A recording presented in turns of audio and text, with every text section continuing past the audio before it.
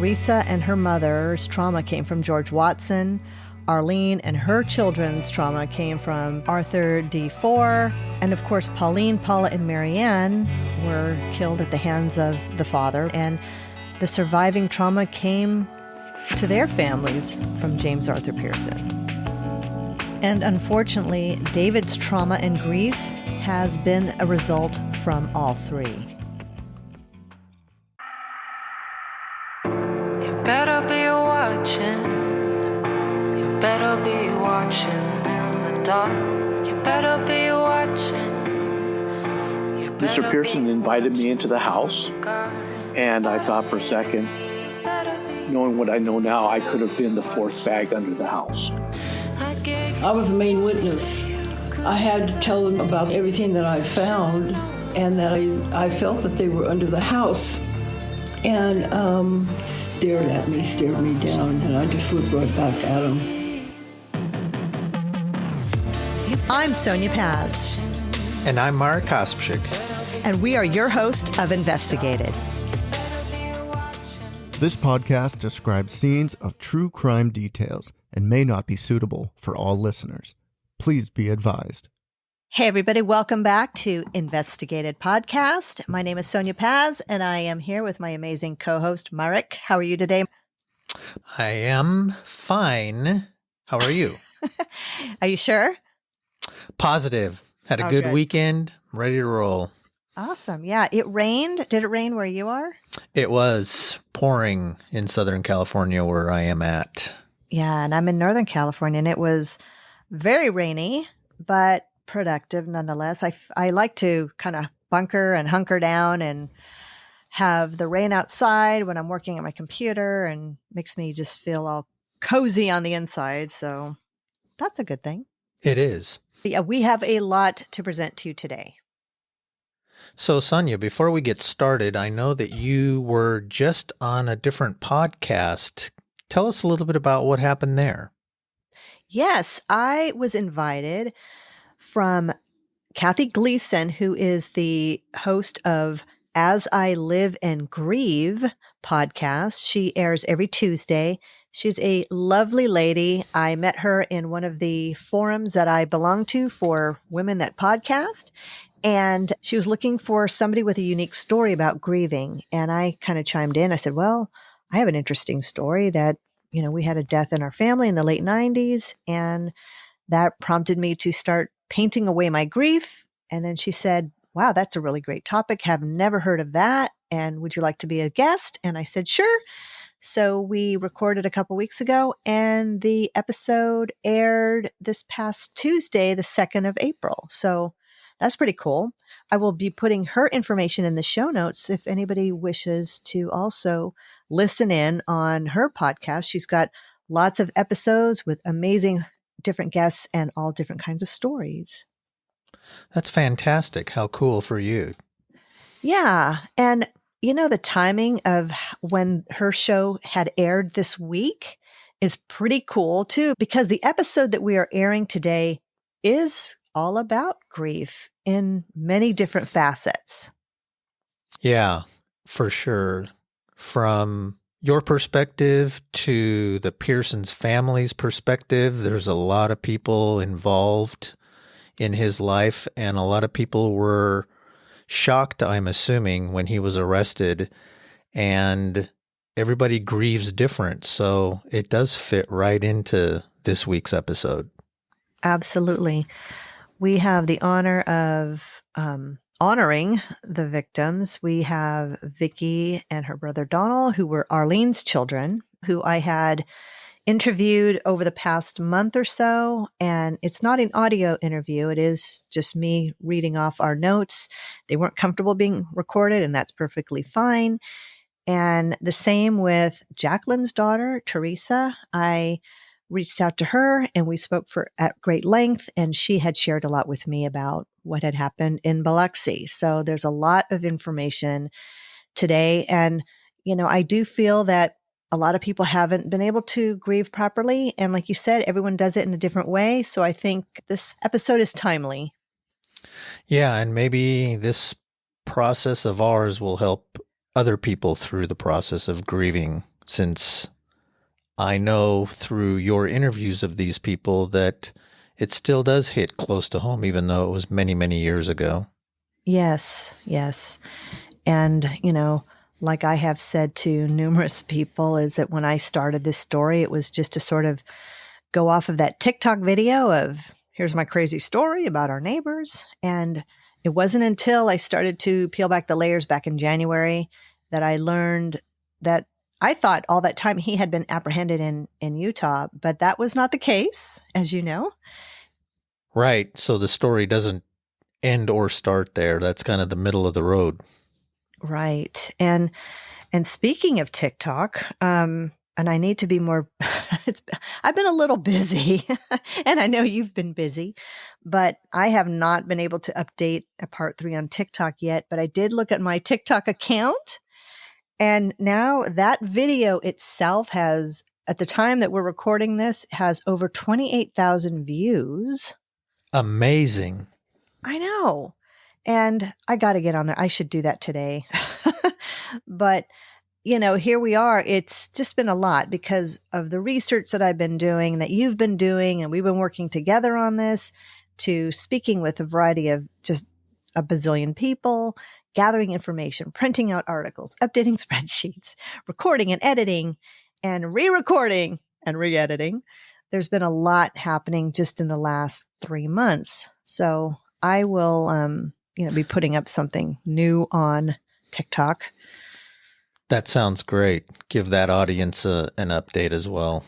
An update for sure. But I do keep our social media pretty updated, and that would be on Facebook and on Instagram, and been having a lot of fun putting together these late night video snippets and more teasers about what's happening in the episodes that we're releasing. And also, as a reminder, in the show notes on the website on investigatedpod.com, you can see all of our social media channels there. If you are also on Instagram, Facebook, or TikTok, make sure that you follow us on those platforms, because that will allow us to connect with you. And you can ask questions right there from those posts and from the videos that we'll be putting on those social media channels. And we, of course, love hearing from all of you. And that is a really good way for you to connect with us. For sure. Fantastic. All right. So let's get into today's episode, and we can all grieve together, and we can celebrate together, and we can just all be together, because I think this is a very tight-knit community of who's involved, and there's been a lot of really great, relationship building during this process. Absolutely, for sure. All right, let's do it. Let's get it done. The article that we're going to cover today really bridges some of the gaps that we were not able to get personally, but with your great investigative techniques of finding things out and unburying them, this article really does bridge the gap with Pearson and what happened. And again, just a note to everyone that since we are reading from an article that was published, there is going to be some overlap of information, some of which we might have already heard, so just bear with us. But I don't want to exclude anything that we've talked about before, because then that just kind of discredits the article and just alters it to where it might just become confusing. So I'm going to go ahead and leave in some of those overlapping bits of information. So just hang tight and enjoy the ride. And here we are on episode 8. So we have from episode 1 through 7 that have been just packed full of interviews and articles and everything that is pertinent to this Pearson case, which started out as my curiosity about my friend, which has, of course, now has just unleashed an entire story that is just, it keeps unfolding and unfolding and unfolding, which is a good thing, I think. As you know, there's a lot of articles that are out there that I have found. And this one here in particular happens to be from the Iron County Record, which captured the story that was originally written by a staff writer of the Sun Herald by the name of Edith Deerhorst Back. And she wrote this article on August 10th, 1978. And this is going to go through everything. The title of the article is called Murder, Abandonment, Now Kidnapping. And if you think that you've heard that right, yes, the word abandonment and kidnapping are in the same, but they are not the same story, right? Right. One thing I have to say that is just really funny about this article is that they refer to Biloxi, Mississippi as Biloxi with a V. Not really sure where that came from because it's not just one instance of Biloxi being having a typo. It's in this article several times. So I kind of chuckle along as I read that because it throws me off. It was particularly interesting that they misspelled the town. I know. And maybe their typewriter was broken. Who knows? Could have been. Maybe not. Yeah, maybe not. However, the following week, the paper did write a little correction. It's titled, Oops, Wrong Town. It says, we apologize. In last week's record, we ran an extensive report on events involving a murder charge, abandonment, and kidnapping concerning a former resident of Cedar City known as Fore. The account was datelined Biloxi, Mississippi, and throughout the story, reference was made to Biloxi. For those familiar with Mississippi, the community is actually Biloxi, pronounced Biloxi. That is with a B and not a V. We're sorry for the mistake. What's even more funny is that the little makeup article or the little apology here, they still spell Biloxi incorrectly. They spell it with an IE at the end when it should just be with an I. So there you go. That happens. But I thought it was worth mentioning because it's kind of funny. So, all right. Murder, abandonment, now kidnapping. According to Edith Deerhorseback, she summarized everything that had happened from the Biloxi side and how the Utah family had gotten involved. She starts out as writing, quoted, "If he loved the boy, he wouldn't have taken him from me. I knew he was capable of murder and I was not," the mother said of her husband who left Cedar City with their infant son more than 6 years ago. Mrs. Arlene Roush, now of Las Vegas, thought that she had ended the long search for the son taken by his father, James Arthur Pearson, VI. I'm not quite sure where she got that because we only just know him as James Arthur Pearson. Right. She goes on to write, last month, Pearson, known in Cedar City as Albert D. Fore, was apprehended and taken by federal agents in California to face charges of murdering his first wife and 2 daughters in 1969. Mrs. Roush, the second wife, came to Biloxi to claim the child, now age 7, from Pearson's third wife, Jacqueline Watson, who was reportedly told that the mother of the child was dead. And if you remember, Pearson did tell Jacqueline Watson, well, he had a pattern of telling everybody that his former wives were deceased and he was a widow. Right. His MO. That was his MO. You're right. On the eve of the Chancery Court hearing held last Wednesday on a habeas corpus writ, the child and his stepmother disappeared. Neighbors reported that Mrs. Watson vacated her house, loaded up a U-Haul trailer, and left the area. Harrison County Sheriff's Office, acting on a kidnapping charge filed by Mrs. Roush, has the case under investigation in an all-states bulletin, and that had been issued. Mrs. Roush states, I hated to do that as I have no animosity for her. I am grateful to her and to God that he's been safe and well all this time. I was never sure whether he, meaning Pearson, had hurt my son. Earlier, Mrs. Roush said that he had hoped that the two women could work things out to the benefit of the boy with liberal visiting privileges and contact. But after the disappearance, she now is not certain. Pearson's 9-year trail included a dead woman and 2 teenagers in California, a wife and children left penniless and abandoned in Cedar City, and a third wife now faced with kidnapping charges for fleeing with the child that she has come to love as her own. Quite the trail Mr. Pearson left with his families, for sure. I know. Pearson, who is known under 3 different names during this time, is now in prison pending trial in Santa Clara, California, where the trail begins. He left California in 1969, 2 weeks after the disappearance of Pauline, his wife of 20 years, and their 2 daughters, Maryanne and Paula, ages 14 and 18.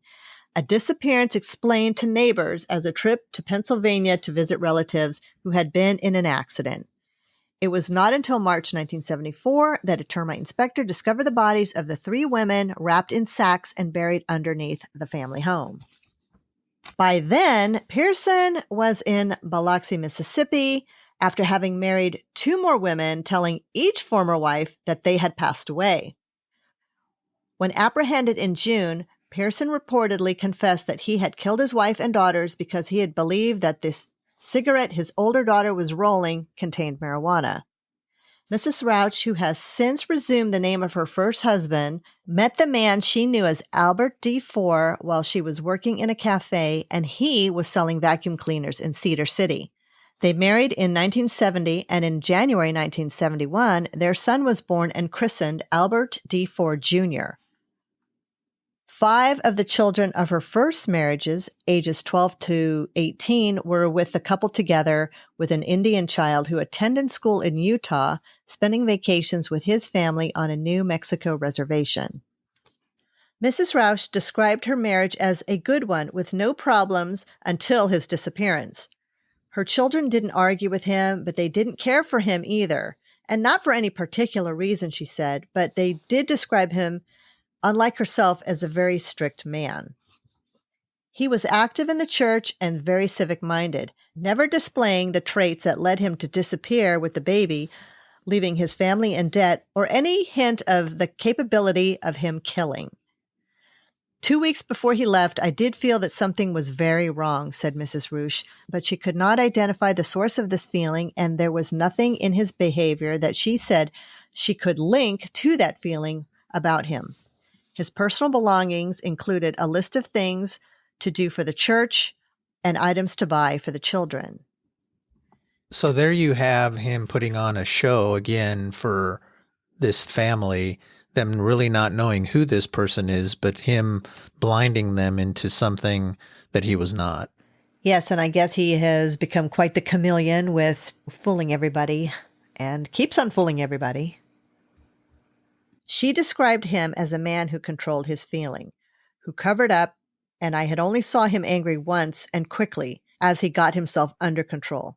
Her premonition took the form of sudden wakefulness and unexplained fear.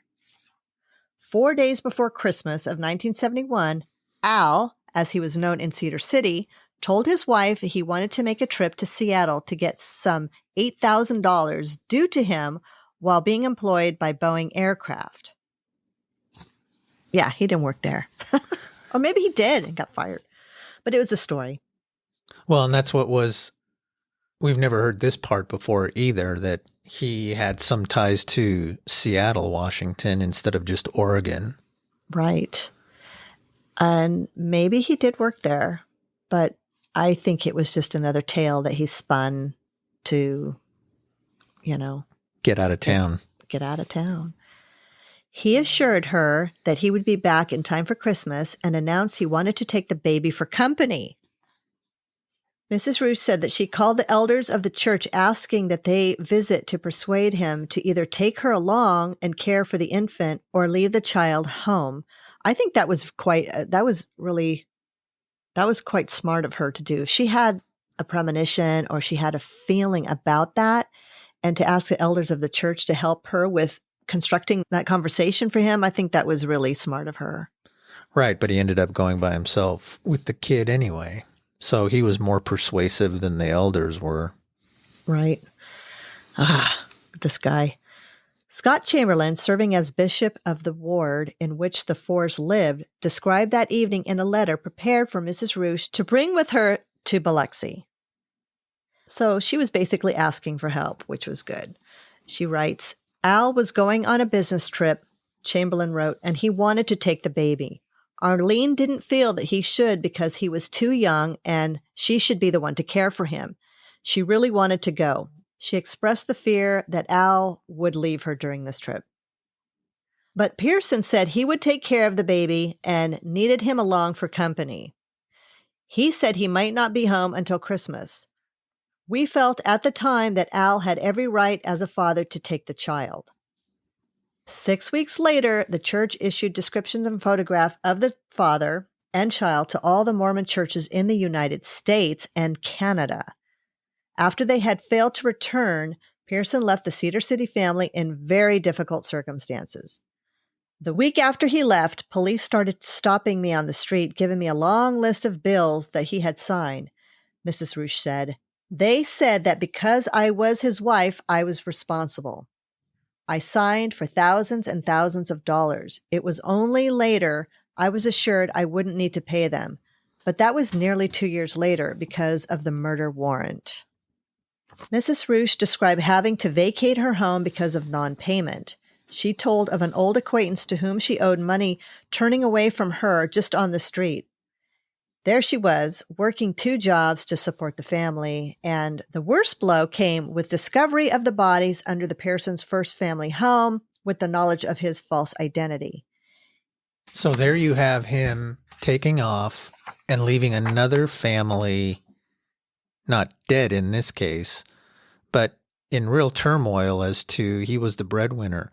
And so you have another strong woman who is working 2 jobs trying to make everything right for her kids when she's left in a lurch by Pearson again. Right. You're absolutely right. Pauline stepped up to the table to work at Kitty World. Now here's Arlene, the aftermath of what he has put them through. And it gets worse from here, and it's just heartbreaking. Arlene says even though the creditors stopped, she had moved to Nevada. She states she couldn't find happiness there in Cedar City, that too many people had been hurt. All the people that I loved were hurt the most. Last month, Mrs. Roosh was working as a maid in a Las Vegas nursing home when a newspaper reporter called to tell her that Al had been apprehended in Mississippi and her son was alive, and he was now at the age of 7. He had been given a new name, George David Watson IV, and was with his stepmother, whom his father married in 1972. Mrs. Roosh said, "I decided suddenly to come to Biloxi. I stayed at the home of some Biloxi friends. I first thought that I could do something from here, but then I decided the only thing to do was to come here and avoid the problems of being out of state and getting lawyers. I called my church and they helped me find a place." It had been more than 3 weeks since Arlene arrived to Biloxi, Mississippi. On July 17th, her attorney filed a writ of habeas corpus asking that the child be returned to his mother. Second was set by the court for the hearing. In the interim, against the recommendations of her attorney, Mrs. Roosh paid Mrs. Watson a visit, hoping to talk with her about the child. She talked to me outside but wouldn't let me see him. But he did come to the window, and I could tell it was him. He looked good, a fine boy. Later, he stood in half of the open door. He was very curious, but he didn't come out. His head was on one side, and he was just looking at me. I smiled at him. He just stood there, wide-eyed, she said of the encounter. A week later, Mrs. Roosh received a telephone call from Mrs. Watson, who had expressed her anger about news accounts including, quote, lies, end quote, about Pearson cheating people. Arlene had told her it was all true, but she can't face this. I feel very sorry for her. She is not angry with the one person that she should be angry with, and that should be Pearson, or Fore, or Watson. Mrs. Roosh reported that Mrs. Watson calmed down and agreed that the 2 of them should cooperate in the interest of the boy. Well, that in itself makes me feel very happy. Until Pearson got a hold of her and changed her mind to tell her to get him and the kid out of there and leave. Yeah. He was doing a lot of inner workings from jail. Right. Yeah, he was in jail jail at the point. Yeah, so right. He was telling her, orchestrating all this. He's just got to ride that control wave as long as he possibly can. For sure. It states, last Wednesday, August 2nd, when Mrs. Watson failed to show up for the hearing in court, Mrs. Rush's attorney checked with the sheriff's office and learned that the subpoena had not been served to Mrs. Watson. After this inquiry, a constable visited the home, but Mrs. Watson was gone. What the heck? Split in the U-Haul, gone. But the sheriff's office failed Mrs. Rush. Right. They failed to serve her the subpoena that she had to appear in court for the custody of the kid. It says, Assistant Sheriff George Smith said, our department messed up and we didn't get around to serving the subpoena. Mrs. Roush, on her advice of her attorney, visited the sheriff's office on Thursday and after several discussions with Constable Smith, finally agreed to accept the kidnapping charge. Tuesday, August 8th, Mrs. Watson was still not found. Harrison County officials are expected to solicit the aid of the FBI. So the sheriff's department screwed up. Now they have a flight case on their hands, and so that's why they had the FBI get involved, because it was going to be interstate stuff at this point, because they probably feared that she had left the state. Right. So is that still interstate apprehension since the sheriff's department messed up and she didn't know about the subpoena? Well, I think she was probably told to show up for the court hearing regardless, but a subpoena had to be issued to formally make her come to court. Since the sheriff's department screwed up, they probably then, because outside of their jurisdictional county, they can't do anything, so they have to involve the FBI, who has jurisdiction throughout all of the United States. Right. So it just gets messier and messier. And now it's complicated. And now people that probably didn't want to be involved in this type of predicament are now. Right. It's one law enforcement agency. Now it's going to be the FBI, and then eventually she's found again. So Arlene is working now in Biloxi, Mississippi. It states, Mrs. Rush, with her funds dwindling, has found work as a maid in a Biloxi motel. She said she is prepared to remain in the area as long as necessary. Originally, she hoped to gently and gradually introduce herself into the child's life so he wouldn't be as upset. She also agreed to talk to local press so, quote, people can understand the situation and know what my husband did to me and to the people here, end quote. Pearson, or Fore, or as he was known in Cedar City, had a reputation in Biloxi similar to the one he created in Utah. A dedicated church and community worker. Basically, a good Joe. And afterwards, when I get my boy back, she said, I want to spend time with him and I won't want to talk to anyone. I don't want to hurt him with publicity. Since Mrs. Watson disappeared with the child, however, Mrs. Rush believes publicity is important since it might help locate him. Numerous attempts to reach Mrs. Watson for her comments were unsuccessful. Her telephone was disconnected. Shortly after her husband was arrested, sheriff officers had to send away reporters who came from California to talk with her. Now, these same officers are seeking the woman as a fugitive. Meanwhile, Mrs. Rush waits and prays, looking at Xerox copies of the recent photographs of the boy that came to her by way of the Santa Clara jail, and as from a newspaper reporter.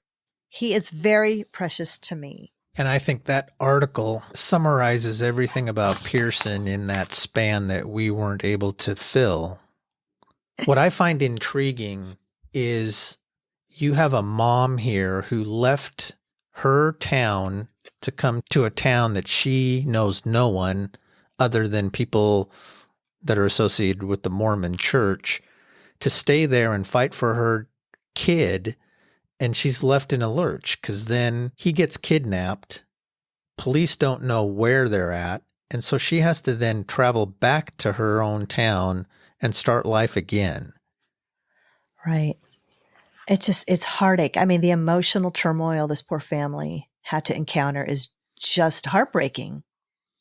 And what's ironic is you have Pearson getting caught by probably the same age boy as his son was. Ironic. The irony. Oh my God. You know what? They could have known each other. I didn't think about that. They could have gone to school together. Maybe. So that was written again by Edith Deerhorst Back from the Sun Herald in August of 1978. And I really appreciate her covering that and giving us a little bit of light of what had happened, that there was some voids in, and that is good information. So I know you have other information that you want to share as well. Yes. The same reporter, Edith, had wrote for the Sun Herald on September 10th of 1978, just a little bit more than a month later, through another article that she wrote that was titled, FBI May Join Search for Missing Child. So here we are, and the FBI is looking into getting involved in this case. So this article basically says that the FBI will be asked to assist Harrison County officials in locating Mrs. Jacqueline Watson, who disappeared with her stepson the day before she was to confront his natural mother in court. She is now wanted on a charge of, quote, enticing a child for concealment, end quote, a lesser degree of kidnapping, according to criminal investigator J.J. Roberts of the sheriff's office. After Mrs. Watson vacated her, I want to apologize. If I was saying saucier wrong, I learned that it's pronounced saucier. So to all the Mississippians that are going, what is this woman talking about? I apologize. Yeah. After Mrs. Watson vacated her saucier home more than a month ago, an all-state bulletin was issued and authorities in New Jersey were notified that she was believed to have gone to the Trenton area. Last week, a private detective in New Jersey contacted him. Robert said he had claimed to have been hired by Mrs. Watson's attorney to gather evidence that would get the custody hearing transferred to New Jersey. The detective said he had no direct contact with her and did not know her whereabouts. He told me he was contacted by her attorney to gather evidence that could lead to the change of venue to New Jersey. Robert said there is no action that can be taken, and his office is, quote, waiting until she is located. What do you think about her asking for a change of venue? Well, I think she probably didn't think of it herself. I think Pearson probably told her to do that after she split, and that was his idea, to see if they could change the venue to New Jersey, just to keep this charade going, I think. And they did for a while until he was apprehended, right? He probably thought he was clear, but he wasn't. Right. Yikes. District Attorney Albert Nicaise, when contacted Thursday, said his office had not requested FBI assistance because no one from the sheriff's office brought a file to my office. If they make a request, I can write to the U.S. Attorney. I don't want it to appear that the sheriff's office is not doing its job. Yeah, let's not talk about that fudge up about them not serving her the subpoena. We won't go there, okay? Right. My sarcasm. Sorry. But all they have to do is make a request of me, and then I can write. Request for such aid must go from a district attorney to the U.S. attorney. After several other contacts, Roberts and Nicaise is preparing a letter to the U.S. attorney asking for FBI assistance. I was under the misconception that he could request FBI aid without a request from us. Got to go through the appropriate channels. Yes. Until Mrs. Watson is located, the claim of Mrs. Arlene Roosh, the natural mother, cannot be settled. The boy, now age 7, is the son of second marriage of James Arthur Pearson, now in prison in California, awaiting trial for the murders of his first wife and 2 teenage daughters in 1969. Pearson moved to Cedar City, Utah when he left California, assumed the name of Albert D. Fore, and married Mrs. Roosh, a divorced mother of 5 teenage children. In January 1971, their son, named Albert D. Fore Jr., was born. The following December, Pearson took the infant and disappeared. He arrived shortly afterwards with the boy in Biloxi, again with a new name, George David Watson IV. Within the year, he married again. When Pearson was arrested in Biloxi by FBI agents who had been contacted from people who had recognized him from the FBI poster, Mrs. Roosh learned through federal agents and newspaper reporters that the child had been sought for 6 years, was living in Biloxi. Mrs. Roosh came to Biloxi and stayed with friends that she had met through contacts from her church and hired an attorney who filed a habeas corpus writ in an effort to get her child. On the day of the hearing in Chancery Court, Mrs. Watson failed to show up because she hadn't been served with a subpoena. By then, Mrs. Watson had left the area.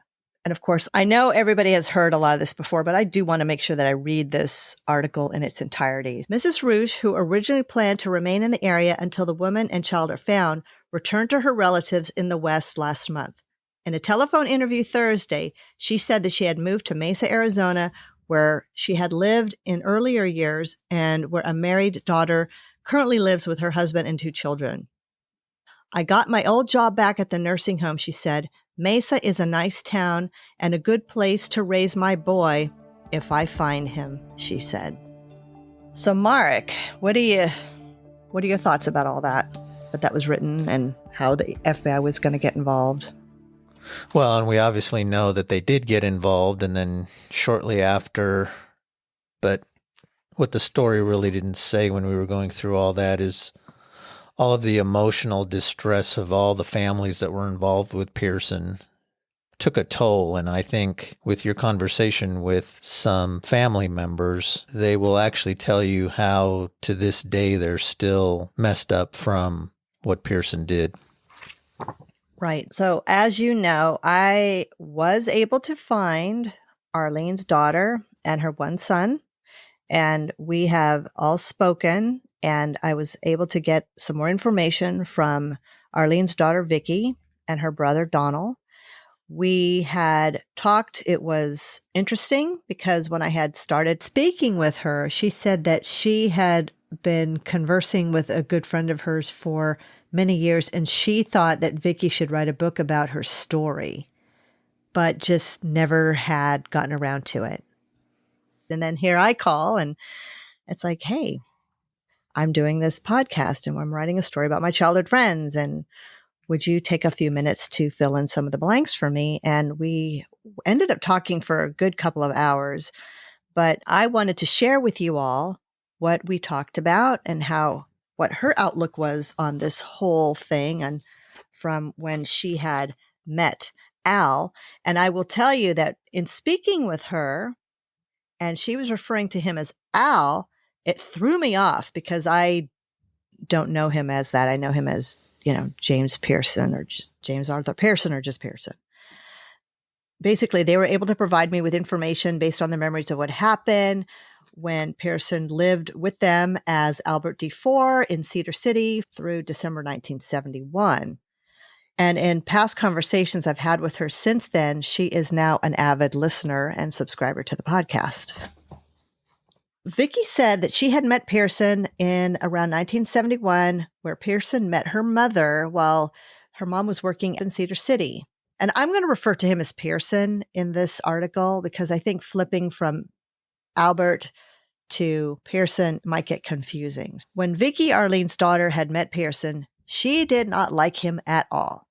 When asked by Arlene, what do you think about this gentleman that she had brought over? Vicky told her mother, Mom, he is evil, and expressed how she felt about that. Vicky pretty much just stayed clear of him, but she told her mother, I don't like him. He's evil, and it's just something about him. And, when you have a good intuition about things, sometimes you got to listen to that voice. Yeah, exactly. Do we know how old she was at that point when she was introduced to Pearson? She said that she was in her late teens. So obviously had something in her head that made her think that this guy's a bad person that she didn't want to have anything to do with. But since Mom found him to be okay, they had to go with it. Right. And I think all in all is, here's a man who wants to get involved with a woman who has 5 teenage children. And I'm sure there's a sense of security with that. And we all know what a charming talker he was. So he presented himself at the time as being this manager of this hotel and being quite fancy. And then from what I'm read and have learned is just he was wanting to be bigger than he was.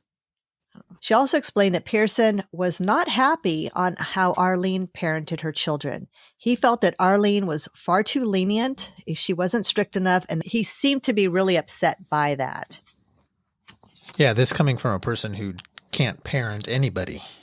The story that Pearson told Arlene and her family about his first wife was that she died. You're going to love this. That she had died from a tsetse fly bite. Great. And that's how, and that's how he was, and that's how he became a widower. That she got bitten by a tsetse fly, and she had died. And for those who are curious to what that is, a tsetse fly is a type of large biting fly that inhabits much of tropical Africa. Tsetse flies contain different parasites that have been extensively studied because of the diseases that they carry. And he found the tsetse fly in the United States, apparently. Yeah, I mean, that just adds to the and Vicky had shared with me that she had even told her mom, really, that just sounds too far-fetched. And yeah, she was right. Well, and why wouldn't he just say they got into a car accident and died? Something, simple, I guess. Right. I don't know. Something more plausible. Very strange to me that he went off course with the whole, when he leaves California, he says that the whole family left because there was an inheritance, and now all of a sudden, everybody's dead from a tsetse fly bite. I know. When she told me that, I said, "Excuse me, I'm sorry, what?" And she kind of laughed. She said, "Well, that's the story of his first wife and how she died." And she found it to be comical and just really downright ridiculous. Yeah. Well, so we have a wife dying of tsetse fly. What about the kids? I guess he never mentioned them to the new wives. No. In fact, she says that Pearson I asked her, did he say anything about his other daughters? And she said he never spoke about having any other previous children. Yeah, and who does that, right? Here, he's been with his wife for 20 years, coming from Oregon to California, and he erases that whole part of the family from his brain. I know. Or from any other conversation, Right. Well, in speaking with Donald, Arlene's son, he had added that when the father of the kids, Arlene's previous husband, when he had come over to pick the kids up one day for a visit, that Pearson had come out to the front of the house and this was in Cedar City, and he had just made a comment to the kids was, "Boy, that man is sure strange." And that was just from meeting him for just a moment on the front lawn. Another person who thought he was weird. Yeah. And so that's interesting because you have these younger people picking up that he's strange, but yet all these women who fell for him, so to speak, and thought that he was a good provider and was a good provider, but yet had this angst towards younger people. Yeah, very strange. So when Arlene and Pearson had the baby together, who was christened Albert D. Fore Jr., Pearson did not seem to engage much with the baby at all. In fact, when the baby cried, he had zero patience. He would become agitated and ultimately just hands off. He would not attend to the child when he was crying or anything like that. So when this idea came up to him as far as the so-called business trip, which Vicky was very outspoken, she said, "Who in their right mind would take a child on a business trip? Because if it's a business trip, how are you going to manage an infant?" And she's really not even sure where the newspapers got that information from. And what makes me a little stunned is she wanted him to bond with this child. And so part of her probably thought this was a great idea that they would bond. But it's like, how does a man take care of an 11-month-old when he's described as a hands-off kind of guy? Right. Yeah. It's just, as we heard from the article, that she had hoped, and she had gotten the elders of the Mormon church involved to help with kind of swaying that decision. But I think he won out in that vote, or he won out in that conversation. And as much as the articles, and a few articles, in fact, had noted that Pearson was going to take this child on a little business trip or this, extended drive or whatever, Vicky is adamant that her mother would have never let Pearson take the child for more than just a few hours or for a short drive. And when they didn't arrive back that same day, Arlene called the police, and she called them pretty quickly. And it wasn't like she waited 3 or 4 days. Arlene picked up the phone and called the police. And then again, this whole demeanor from the police was, we really can't do anything because this is the child's father and he's with the father. So they didn't want to get involved, do anything or put out an APB or anything like that, because it just didn't seem very critical to them. But of course, a mom knows. And I think Arlene at this point knew. She knew something was up. Sadly and unfortunately, the longer they waited, the longer Pearson had been on the road, just getting out of Dodge from Cedar City with an 11-month-old baby. And which really breaks my heart is that Arlene ended up having a nervous breakdown, and her 2 daughters had to help care for her and ultimately took her to the hospital, where she was beating her fists and screaming, my baby, my God, my baby. And they had to sedate her a few times to calm her down because of the kidnapping of her young son. Yeah. The other frustrating thing that Vicky shared with me was that the Cedar City Police Department basically told them that since Pearson was the father, there's nothing they could do because he had legal rights. And of course, the family had feared that Pearson had just left the baby in the woods because, again, he had zero patience and an unpredictable temperament, and wanting really nothing to do with the baby while he was, living in the family home. But the family, in their minds and their imaginations went to the worst place possible, that he had done something to the baby. So, unbelievable. Right. And then so they had to live with all that angst, trying to figure out whether or not he had done something, because eventually everything came out that he had killed these 3 other people in California, and the other families didn't know if that was going to happen to his son or not. So they had to live with, can we find him? Is he safe or is he not? It's terrible. Yeah. And knowing that he had this kind of volatile temper and things like that, it just makes your imagination it's a turnstile. It's a revolving door of, it's upsetting. I couldn't even imagine. Yeah, I can't either. When he was living and managing that hotel in Cedar City, I had asked Vicky, was there any signs that they could pinpoint? And she said that he had all of his mail forwarded to the Little American Hotel in Cedar City. So none of the Roosh family ever saw any of the collection notices, illegitimate, bogus, overdue notices, business transaction, bank statements, or anything like that. And so he had kept all of that under wraps, and they only found that out later. They didn't know that at the time. And joining the Mormon church and convincing a lot of people of the church to trust him, these are trusting individuals. And here you come in with just the sheep in the wolf's clothing, right? No, is it the wolf in the sheep's clothing? That one. Yeah.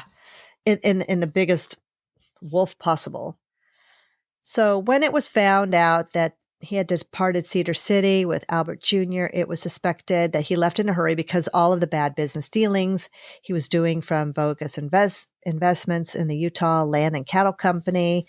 And of course, that's where he took off with over $60,000 of investors' money. And at that point, checks were bouncing big time. And of course, things just went from bad to worse for this poor family because of his bad business dealings. They were being shunned on the street. They were told that, your husband this and husband that. And as we know from the previous article, that Arlene felt just awful by the whole thing. And she had been conned too. So they weren't the only victims. Everybody that had come into cross paths with this guy was a victim. He had not paid the rent on the family home that they were renting, and that caused them to have to move on top of everything else, with Arlene, with 5 teenagers, having to go stay with another family in the area. It was just really hard and awful on this whole family. And it seems like at this point, they were never given a break regarding Pearson and this trail of chaos. Mark, additionally, a few years later, they learned about the house in Santa Clara's with the bodies under the house. And then more anxiety and more disruption of the household was pretty much evident, with fear and uncertainty. And Vicky had remembered that the FBI had come and talked to the family about the news about Pearson and the news of the 1974 murders, and worry and concern and everything just seemed to consume them all once again. Tragedy, absolute tragedy. How one man can literally probably at this point affect hundreds of people because of his actions early in his life. So Mark, everybody knows kind of what had happened. He left. He ended up going to Biloxi, Mississippi. He had little Albert Jr. in tow, and he meets and marries a woman named Jacqueline Nichols in Biloxi toward the end of 1971. And she ends up raising the boy as her own, and Pearson changes the boy's name from Albert D. Fore Jr. to George David Watson IV. And he's living a life out there in Biloxi. And then, of course, he gets apprehended. And then there's more tangled web. There is just more drama. There's more turmoil for poor Arlene Roosh and her family, who had dealt with this mounds and mounds of, emotional roller coaster. And needless to say, there was a custody battle, as we know, from between Arlene and Jacqueline. The authorities flew Arlene Roosh to Biloxi, Mississippi, so that she could take custody of little Albert, or at this point, David, during that summer of 1978. And as we know, by the time Mrs. Roosh had arrived for the meeting in Biloxi, things had happened, and the third wife had taken off with her daughter from a previous marriage and young David from the Socher farmhouse. And of course, according to the article, when Arlene had gone to Biloxi, Mississippi for the scheduled court date, Mrs. Watson had already departed with the boy. And as we know from the article, that the Biloxi sheriff had really dropped the ball. And when I say dropped the ball, I mean, Mrs. Watson knew that she had a court date, but they needed the subpoena and they just dropped the ball there, and that didn't happen. And I'm really perplexed by this, because I'm convinced that Pearson was pulling strings from the jail, because Mrs. Watson knew at this point that Arlene was not dead. She knew at this point that there had been murders in California. And we all assume that she must have known that if she had, was taking off with a baby, that there would be some serious ramifications. But I guess she took the chance. I don't know why she would have done that. It's kind of a common thread between Marek and myself and Vicky that Pearson basically told Jacqueline to take the baby and run.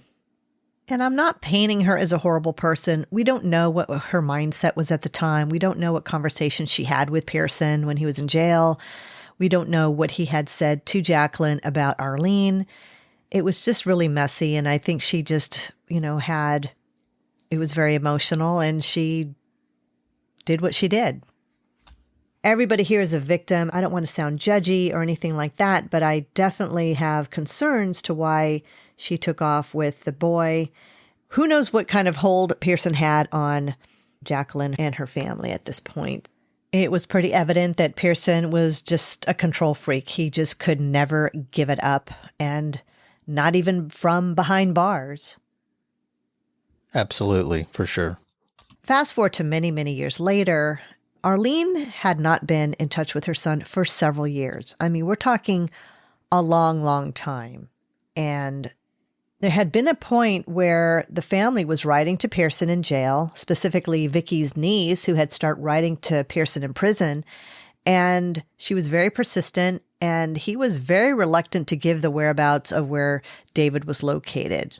Not sure if that was just based on control, but she was, tenacious and kept writing questions. Where is Albert Jr.? Why won't you tell us? He had ignored the letters, and up until around the time of the mid-90s, he had finally had written back to her and had given her information where David was living, and finally was able to give Arlene's family some leads that Vicky had went ahead and had researched and found where David was living. But we're not even talking 10 years later. We're talking close to 20 years later. Pearson would not give up that information for over 20 years. I can't believe that. I suspected Pearson would have been somewhere in his 70s at this point. And with that information from Vicky's niece, Vicky was able to locate David at that time and started a connection with him as their natural family. So he really didn't know a whole lot about what had happened to him until he was in his late 20s, early 30s. So, Marek, why do you think that he might have been reluctant to give the whereabouts of David, even though he had been in his late 20s or early 30s at this point? It's really hard to say. I think at that point he decided he was caught, done, tried, going to do a lot of time in prison, that was his only card he had left was his son that he had kidnapped by his former wife. And I think it was out of spite. I can't think of anything else that it might have been about, because if he was truly remorseful, then why didn't he give that information up right after he was sentenced? And as we know from his trial, remorse was not part of his persona. Yeah, not at all. Just a very cold heart. I think that's just horrible and cruel that it took Vicky's niece several letters to Pearson with relentless encouragement, I guess. I don't know what was written in the letters. I would love to know. I would love to see them, of what she wrote to him and what he wrote back. What happened? What did she say to finally get him to say, yeah, all right. I mean, I don't know. Interesting. Very. But I was happy to hear that David was able to reunite with Arlene. She did refer to him as David now. And there was a point where David had actually moved to Nevada to live with Arlene and her son. And that was for a period of maybe 6 to 8 months, or just a period of time.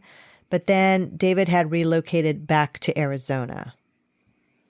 And the one thing that in my notes I wrote is that Vicky continued to say at the very end of our interview is the lies, lies, and more lies. And I had kind of wrote that in my notebook and underlined it a lot. And, that the pain and anguish that Pearson caused this family, it just seemed to, just when it started to settle and simmer, boom, they got this information about the discovery of the bodies of Pearson's first family, and to learn that he had been somebody else, that he wasn't Albert D. Fore.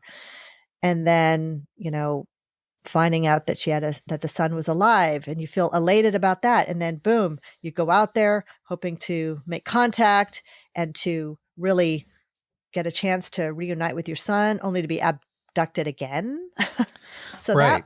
Jeez Louise. Yeah, it's just one fallback after another. And then once the whole story came out, you have three, and I've said this before, you have 3 different families that had to deal with pretty much a lie that they lived with him throughout their periods of time of living with him. Correct. I know. And if you remember Mary Winget, she had said in her testimony that she doesn't know how somebody that didn't have a driver's license or social security card could kind of even exist or function in that society of that day where you had to have these documents with you. Is that Vicky said another thing was that she didn't even know how Albert D. Fore was able to get married since he had no legal papers to their knowledge, had no driver's license or social security card. So how is he getting by with all these different aliases and personas without any legal papers? I mean, he reinvented himself and became George David Watson. So I don't know. Right. You Not know. only once after he left California to go to Utah, but then twice when he moves to Biloxi, Mississippi, he makes another go at a different person. Right. And whether he got those from going to cemeteries and seeing with people that have passed away, we all know that happens. You go to cemeteries, you get their identification from the tombstone of their names and their dates of birth, and you can take it from there. But not sure what he did and how he did it. That's one of the interesting things that never came about because Pearson never talked about it with anybody. That's a fantastic observation. And he could have literally walked into any of those cemeteries and said, oh, my uncle died here, and can you give me more information? And they probably looked up in their ledger and went, oh yeah, he died here and he died of this. Who knows? I don't know. Things were just so different back then, and things were easier to obtain. And he was a smooth talker. So I'm sure that he was able to really capture the attention of whoever he was talking to. Yeah, what would be interesting is to pull work records of places that he worked in and see what social security number he gave them, because taxes had to be taken out. He had to pay federal taxes, state taxes, I'm sure, as well. And so how did he get away with all that for so long? Right. Well, on the FBI poster that I have, it lists about 4 different socials that he was using. And so that's my point. He probably found people who are already dead, tried to locate their social security numbers and used those. Or the reverse, found a social security number somewhere from maybe when he worked as a debt collector, he had access to people's social security numbers and people who may have died, as opposed to, your debt being erased once you die.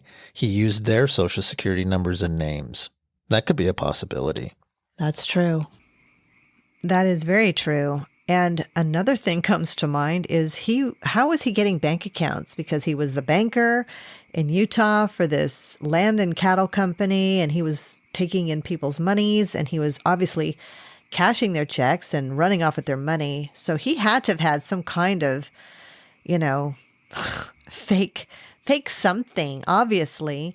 It kind of reminds me of that very last scene in Shawshank when Mr. Stevens goes into the bank and he's just confident and he has all the required documentation. So I don't know. He got it somewhere, or he paid money for it. I think it was a lot more than just him being a smooth talker. Yeah, because that's a curious thing, how he was able to jump from state to state to state. He had to have had and used social security numbers that he got, I'm thinking, from work when he worked here in California. But it'll be interesting to see what names came up with those socials. Yeah. Because they would have to match as well. Right.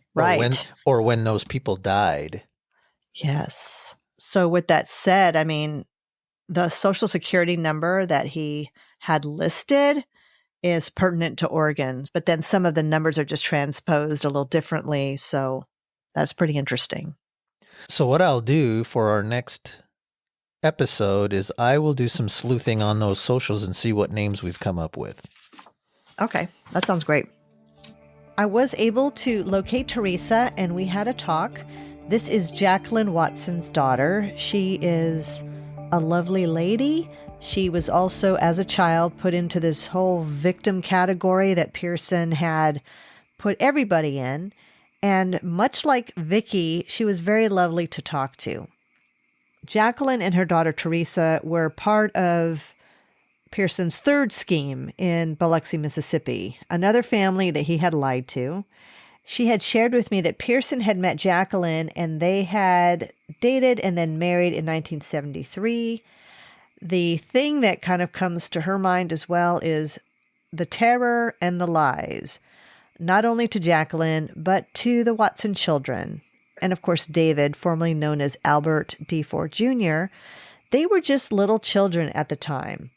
And when everything hit the fan in the summer of 1978, they were little kids. David was 7 and Theresa was about 9 or 10 years old at the time. Needless to say, they were extremely traumatized by this whole event. They are the innocent parties, and I just feel really, truly bad. I feel horribly heartbroken for them that they had to deal with this at an early age. Theresa told me when the whole thing had happened, they weren't allowed to turn on the TV. They weren't allowed to read the papers. And before you knew it, they were being uprooted and relocated from Biloxi, Mississippi to the New Jersey area. No one has ever blamed them. Nobody in their right mind would ever do that. This is just something that, again, Pearson had deliberately done. And this what makes me very angry is that he was subjecting these children into this situation. And we all know that Pearson didn't seem to have any regard for anybody except for himself. If he was using this family as a cover-up or as a way to hide his identity, that again is, in my eyes, and I think in a lot of our eyes, it was sick and cruel. We know that he was apprehended in 1978, and then, of course, he leaves this family here in turmoil. Right. So he leaves all these families in turmoil, and they seem to me, from the discussions you've had with them, to still not have real closure with the whole deal. Yeah, it's a lot. The incident that he created still lingers in their present and in their future, it seems like. Yes, sadly, it was quite the nightmare. One bit of information that she provided to me that I had talked to her about the letter from Pearson to the court about, the 27-page letter, the Garden of Eden. And she remembers the Socher property quite differently. She did not remember it as grandiose as Pearson had reflected in his report or his letter. She remembers it being a lot smaller. She doesn't remember that many trees. She remembers the garden being quite petite. So that just goes again to show what was in his mind, that he just had this gigantic vision or this perception of things and how different it was from the reality. So I found that pretty interesting as well. I asked her if her or her family had written to Pearson while he was in prison, as well as if she recalls Jacqueline ever coming out to California for any of the court proceedings.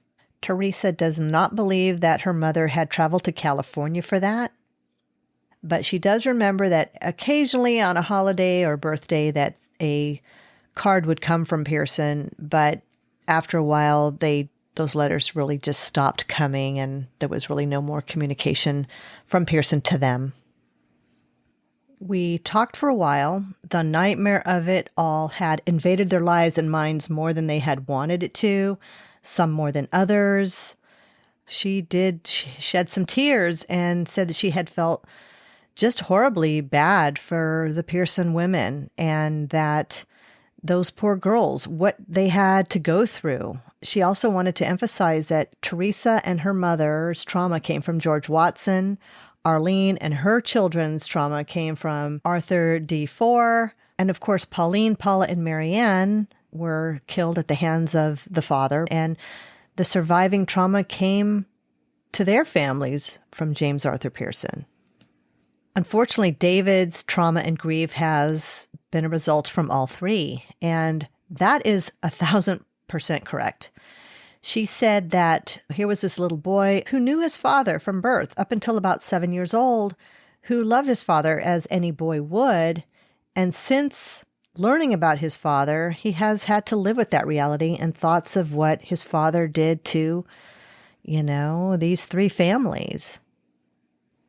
And David had learned about all of this when he was in his late 20s, early 30s, and that's when he was reunited with his natural mother, Arlene Roosh, and his half-siblings, He had 5 half-siblings from that family and 2 half-siblings from the Pearson side of the family. So, he had 7 half-brothers and sisters. Of course, that doesn't go without saying. He had Jacqueline's daughter. That was Theresa, and that was David's stepsister. So there's a big community there, and they're all not alone. They all had shared the one common thing.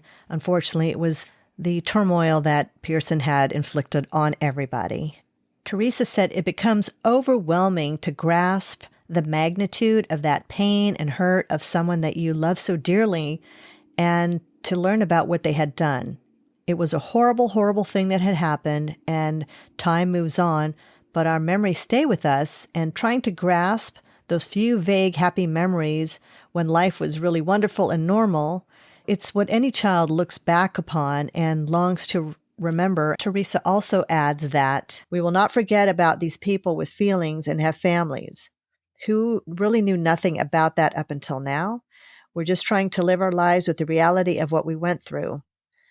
Yeah, she did willingly talk to me. Well, I don't make anybody talk to me if they don't want to. But, I did ask her if she could fill in some of the blanks. She was a little taken back. She said, gosh, I haven't thought about this in a while, but had talked to me in great detail. One thing I definitely want to say is that when asking Vicki, along with asking Theresa if they thought it would be okay that we reach out to David, they said that he is very private and he doesn't wish to talk to anyone about this. And so we are respecting his privacy, of course. And I agree with that wholeheartedly. Yeah. It's a lot. And like Theresa said, and like Vicki had said, is, everyone manages their feelings differently. And some people express it and contain it and manage it on their own way. And that's a tough one. But it's not anybody's fault. It's none of these kids' fault. And the families that Pearson had affected were all victims as well. So not just the Pearson women, but the Roosh family and the Watson, Jackie and her daughter and their family. And yeah, we appreciate them being available to talk to us and sharing what obviously is a painful family issue and giving us that insight. Absolutely. So, Marek, where are we off to next week for episode 9? Well, you know what? I think I'm going to ask you that question. Where are we off to in episode 9, Sonya? Well, we do have my exciting interview with Wayne Britt. He was the other retired officer from the Santa Clara Police Department, and I am thrilled to have him on, and we will talk about his interview and how he was involved, and he was at the autopsy when the ladies were recovered from the coroner, and we will talk about those autopsy results. And I know that's your area of language that you'll be able to talk to us about. So I think that's where we will start episode 9. Sounds fantastic. So hope our listeners are enjoying these episodes and hope to see you in episode 9 next week on Investigated. Thanks so much, Marek, and thanks for your time today. You too. Thanks, Sonya. Take care. You too. Thank you so much for listening. Please be sure to follow Investigated on Apple Podcasts, Spotify, YouTube, or wherever you listen to your podcasts. You can also visit our website at investigatedpod.com to learn more about your hosts, Sonya Paz and Marek Kaspchik. Follow us on social media and connect with us. Investigated is written, edited, and hosted by me, Sonya Paz, with story input and advisement from Marek Kaspchik. And many thanks to the research of criminologist Clark Williams and to Allison Betts Goldman for her contributions to this story. If you'd like to support our show, visit our website. And if you'd like to give us a 5-star review on Apple iTunes, we would always appreciate that because extra podcast love is amazing. It also helps us get more visibility from fabulous listeners like you. Thanks again, and see you next time.